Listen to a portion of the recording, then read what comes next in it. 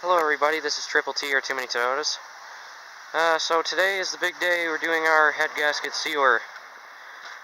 And so first what I have, the fourth cylinder is the one that's wet, so I pulled the spark plug out. It looks pretty normal to me. Not wet, not oxidized, not coolant covered, you know. So I'm thinking that's not the problem. Not the fourth cylinder. And oh, I figured out the transmission leak was actually the power steering reservoir was filled with transmission fluid. I know that's a basic mistake to make, but I made it.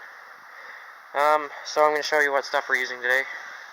Using this Bars Leaks head gasket repair. It's kind of the cheap stuff, but you know, I'm a poor college student. Got to do with what you can get. And so it is 45 degrees out here. It looks drastically different from part 1 of the video because just Mother Nature decided not to give me ice racing for a second year in a row. So anyway, I'm going to cut the video here. I'm going to drain all the coolant out. Alright everybody, so we're back. Here's our coolant draining. I noticed that when it started draining that it had a bit of a black tint to it. Now I know when people say there's oil in the coolant that it has like a brownish milkshake tint. Now the same thing happened when I drained the coolant out of the other older radiator that was blown up. It had like a slightly black tint to it. Same as this. I have no idea what that means, but let me know. Also, I had to move the car over a bit because the garden hose won't make it over all the way there. So I feel like I should document this here. That right there is what's coming out of the radiator. And I've actually already put some water through that. So, yeah, just like blackish green crap. So I don't know if that means there's oil in it, or if there's something else wrong, but I guess we'll figure that out. Anyway, I'll be back. Alright, back everybody. So I've got my blank container of 5 liter oil filled with this stuff. Let's see, how much is. So it's still not full yet, but I gotta put the rest of this in.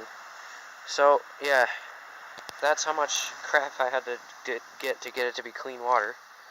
And that's not all coolant either. That's oil and transmission fluid and just a bunch of different shit. So don't think that's that's what came out of the radiator, because it isn't. But now I gotta figure out where to dump all that. That's gonna be fun. So okay, in a sec. So I'm back from, well, my camera kind of ran out of battery. So I ran it for 5 minutes. I topped it off.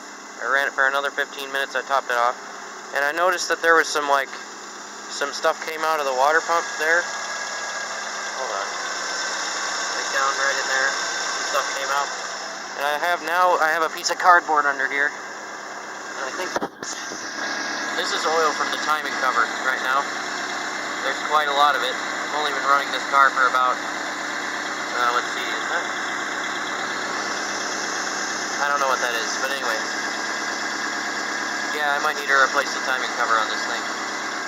But okay. I'll come back if it starts smoking like it used to, so, anyway.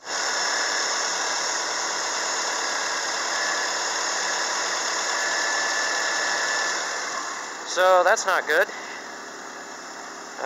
Yeah, I'll have to keep going, though. At least the, radiator stopped smoking. It was for quite a while. It still is just a little. I don't know if you can see that. But that's definitely not good. So, I'll have to check in. Alright, so that was a good way to figure out that my water pump hose clamp wasn't tightened down, but it was still leaking out of the water pump, which is still not good.